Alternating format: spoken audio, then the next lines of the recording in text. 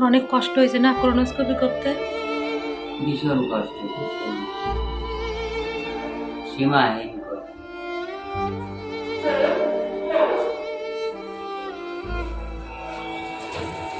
নমস্কার বন্ধুরা, সবাইকে জানাই শুভ সকাল। তো শুভ সকাল জানিয়ে আমি তোমাদের সামনে ছোট্ট একটা ব্লগ নিয়ে চলে আসলাম। তো আজকে অনেক সকালে ঘুম থেকে উঠে বাসি কাজকর্ম সেরে একদম রান্না করে সমস্ত কিছু গুছিয়ে স্নান করে মানে তোমাদের সামনে আসলাম। একটু রান্না করেছি বলতে ওখানে হোটেলে ভাত খেতে ইচ্ছা করে না, খুব অসুবিধা হচ্ছে আমার। তো আমি সেই জন্য সকালবেলা উঠে রান্না করেছি যে ওখানে যে খেয়ে নেব। রেডি করে ফেলেছি আমি ব্যাগে, সমস্ত কিছু গোছানো হয়ে গেছে, এখন বেরিয়ে যাব। তো আমি এখান থেকে সোজা যাব ডিউটির ওখানে, মানে কাজের ওখানে যাব। কাজ সেরে তারপর তোমাদের দাদাভাইয়ের কাছে যাব। আজকে একটু খুব তাড়াতাড়ি যাওয়ার ইচ্ছা, কিন্তু টাইমের সঙ্গে সত্যি আমি পেরে উঠছি না। সকালবেলা তো উঠেছি মানে অনেক সকালে, তবুও পেরে উঠি না, কারণ তোমাদের দাদাভাইয়ের আজকে কোলোনোস্কোপি পরীক্ষা হবে। খুব কষ্টের পরীক্ষা এটা।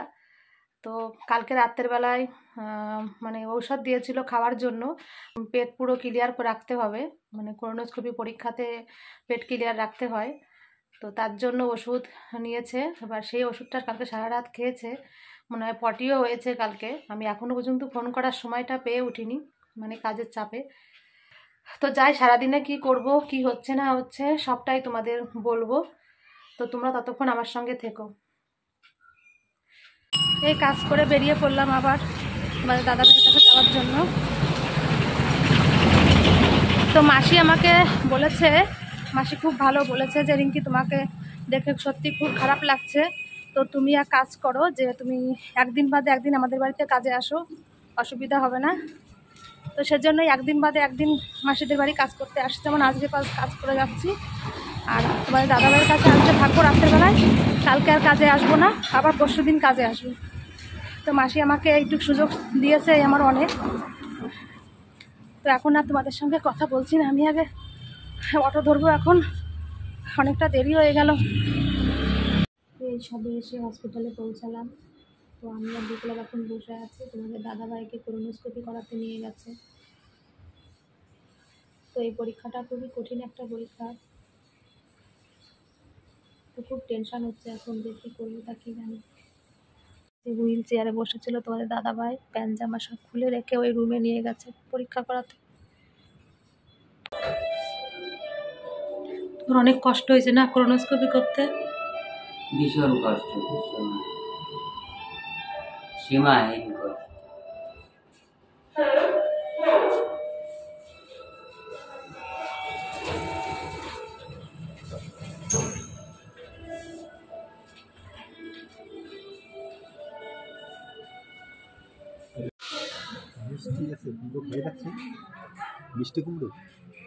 কুমড়ো ভাজা দেয়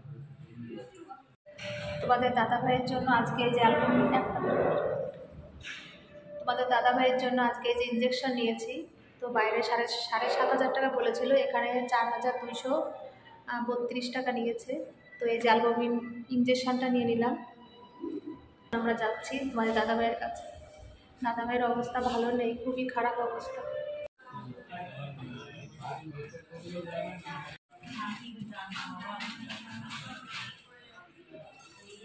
তোমাদের দাদাভাইকে একটু ভাত খাইয়ে দিলাম। ভাত খাওয়ানোর পর একটু টয়লেটে গেছিলো, টয়লেট থেকে এসে এখন এই যে অ্যালবুমিন যে প্রোটিন ইঞ্জেকশনটা, তো সেটা এখন এই যে সেটিং করে দিয়ে গেছে। তোমাদের দাদাভাই আজকে একদম মাথায় তুলতে পারছে না, এত কষ্ট পেয়েছে আজকে, তোমাদের কি বলবো। আজকে কোলোনোস্কোপিতে যে এত কষ্ট পেয়েছে, কারণ দরজার পাশে আমি বসেছিলাম, এত চিৎকার করেছে মা বাবা বলে, এত চিৎকার করেছে, এত কষ্ট পেয়েছে, বলছে মা গো আমি বাঁচতে পারবো না, এরকম করে চিৎকার করছিল। তখন আমি কানে আঙুল দিয়ে বসেছিলাম, মানে এতটা যন্ত্রণা পেয়েছে। তো একটা দিদি আমাকে কমেন্ট করেছে যে রিঙ্কির বরের যতটা না হয় রিঙ্কি ততটা নাটক করে। কথাটা শুনে খুব কষ্ট লেগেছে আমার। তোমাদের দাদাভাই যে কতটা যন্ত্রণা সহ্য করছে, সে যার হয়েছে সে একমাত্র বুঝতে পারবে তার কি যন্ত্রণা। আমি নাটক আমি করি না, কারণ যেটুক যা হচ্ছে আমার জীবনে আমি তার তুলনায় কোনো নাটকই করি না। আমি যদি সবটা তোমাদের দেখাতে পারতাম, বলতে পারতাম, তো তোমরা বুঝতে পারতে, কিন্তু আমি সমস্ত কিছু তোমাদের দেখাই না। সমস্ত কিছু তোমাদের আমি একদম দেখাই না। আমার জীবনে কি কি হচ্ছে কখনো যেন কারোর জীবনে না আসে যে দিদিভাই আমাকে বলেছো, দিদিভাই তুমি খুব ভালো থেকো। আমার মতন জীবন যেন কারোর জীবন এরকম না হয়। আমি যা কষ্ট জীবনে করছি, একটা মেয়ে হয়ে আজকে এতটা বছর ধরে স্বামীকে নিয়ে এরকম লড়াই করতে, কারোর জীবনে যেন কোনোদিন না এই কষ্টটা পেতে হয়। তো আজকে আমার সত্যি খুব মানে কি বলবো, তোমাদের দাদাভাই পরীক্ষা করার সময় আজকে আমার মানে চোখ থেকে এমনভাবে জল বেরিয়েছে ওর চিৎকার শুনে। মানে আমাদের আর কত কষ্ট দেবে ভগবান জানি না। তারপর আবারও করবে, কোলোনোস্কোপি তো হয়ে গেছে, এবার করবে ইন্ডোস্কোপি। ওখানে যেখানে গেছিলাম তো সেখানে ইন্ডোস্কোপি করবে, সেটা একটু দুদিন বাদে করবে ইন্ডোস্কোপি। তোমাদের দাদাভাই আজকে একদম নড়তে পারছে না, মানে এমনভাবে ওকে আজকে কোলোনোস্কোপি করেছে, 7-8টা ডাক্তার মিলে পুরো চেপে ধরেছে ওকে, এমনভাবে পরীক্ষাটা করেছে আজকে। ও চিৎকার করছে, চেঁচামেচি করছে, তবু ডাক্তার ওকে চেপে ধরে পরীক্ষা করেছে আজকে। এর থেকে কষ্টর আর কি আছে জীবনে বলো তোমরা। আজকে একদম নড়াচড়া কিছু করতে পারছি না, কোনো রকম অল্প করে একটু ভাত খেলো, তারপরে একটু প্রোটিন পাউডারটা দিয়ে দিলাম, সেটা খেলো। আর এখন এই যে অ্যালবুমিনটা সেট করেছে, তোমার একটু দেখো, এই যে ইঞ্জেকশনটা ওইভাবে দেয়নি, এইভাবে দিয়েছে, যেভাবে আছে এইভাবেই শুয়ে আছে, যে কম্বল মুড়ি দিয়ে। আমার কথা আর কি বলবো, আমি কিছু বলার নেই। আমি তো সবই নাটক করি, মানে এত দৌড়াদৌড়ি করতে করতে আমার জ্বর এসে গেছে।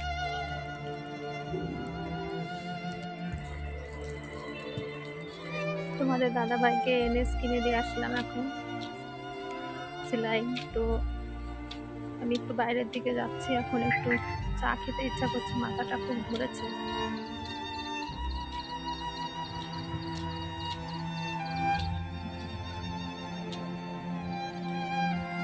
আমি তখন বাইরে গেছিলাম, ভেবেছিলাম একটু চা খাবো, কিন্তু চা খাইনি। তখন শরীরটা মানে আমার শরীরটা বেশি কড়া হয়ে গেছে, মানে রোদ্দুরে ঘুরে ঘুরে ঠিক মতন জল না খাওয়াতে শরীরটাও খুব অসুবিধা হচ্ছে বলে আমি চা না খেয়ে চলে এসেছি। ওখান থেকে একটু ঘুরেই চলে এসেছিলাম, কিছু আর খাইনি। তারপর রুমে আসলাম, রুমে এসে তোমাদের দাদাভাইকে একটু খাবার মানে প্রোটিন পাউডারটা গুলে দিলাম।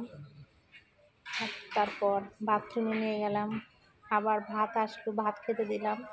পর আমি নিজে একটু খেলাম, কারণ সকালবেলা যে ভাত রান্না করেছিলাম সেই ভাতই আজকে সারাদিন খেয়েছি, দুপুরে খেয়েছি, রাত্রেও খেলাম। খাওয়া দাওয়া করে তারপর তোমাদের দাদাভাইকে আবার রাত্রিবেলায় এই এখন এবার একটু প্রোটিন পাউডারটা গুলে দিলাম, 3বার খেতে বলেছে। তারপর ওষুধ দিয়েছিল এখান থেকে, সেই ওষুধটা দিলাম। আর এখন তোমাদের দাদাভাইয়ের সেলাইন চলছে, দেখা যাবে কি।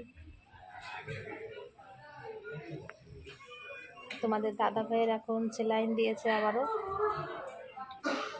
আর ওআরএস তো খাচ্ছেই, মানে পটি হয়েই যাচ্ছে। তারপর ওআরএস খেতে বলছে বারবার করে, সেই ওআরএসটা খাচ্ছে। আর আমি খাওয়া দাওয়া করে এখন এই যে মেঝেতে তাঁবু বিছিয়েছি আর একটা চাদর তাই বিছিয়ে এখন এই যে শুয়ে আছি এখানে আমি। তো এখানে দিনের বেলা একটু ঠান্ডা লাগছিল, কিন্তু রাত্রেবেলা গরম আছে, ওই জন্য আজকে সোয়েটার না গায়ে দিয়ে এমনি একটা পাতলা কম্বল তাই গায়ে দিয়েছি। শীত লাগছে না বেশি, একটা অসুবিধা হচ্ছে না আমার। এই হলো ব্যাপার। আর আমার শাশুড়ি মা আজকে বৃন্দাবন থেকে বাড়িতে এসেছে, মানে আজকে রাত 8টার সময় নেমেছে। আমার সঙ্গে আর দেখা হয়নি, অবশ্য আমি বাড়িতে চাবিটা রেখে দিয়ে আসছিলাম আমাদের পাশের বাড়িতে, কিন্তু আজকে রাত্রে বাড়িতে যাবে না, মানে আমার দাদা মানে ভাসুরের বাড়িতে আজকে থাকবে বিশোর পাড়ায়। তো আমার সঙ্গে হয়তো কালকেও দেখা হতে পারে, কি কখন দেখা হবে আমি জানি না। তো আজকে বাড়িতে আসছে আমার শাশুড়ি মা, এটাই বললাম তোমাদের। তো এখন আমি একটু শুয়ে থাকি, তোমাদের সঙ্গে পরে আবার কথা বলবো। ভিডিও করতে ইচ্ছা করে না, ওই তার মাঝখানে একটু কোনো রকম করতে হয়, তাই করি। তোমাদের তো বলি যে আমি কি করব না করব তোমাদের সবটাই বলবো। তো সেজন্যই আর কি একটু ভিডিও করি কোনো রকম না করার মতো। তো যাই হোক, তোমরা সবাই খুব ভালো থেকো। আর আমার ভিডিওটা আমি এখানেই শেষ করছি। তোমাদের দাদা ভাইয়ের রিপোর্ট যেন সব ভালো আসে, তোমরা সেটাই প্রার্থনা করো একটু। আমার তো ওটা নিয়ে খুব টেনশন হচ্ছে যে রিপোর্ট করছি, কি রিপোর্ট আসবে জানি না, খুব ভয় পাচ্ছি। কি বলবে ডাক্তার সেটাও জানি না। তো যাই হোক, আমি একটু চুপ করে শুয়ে থাকি এখন, এই আর কি।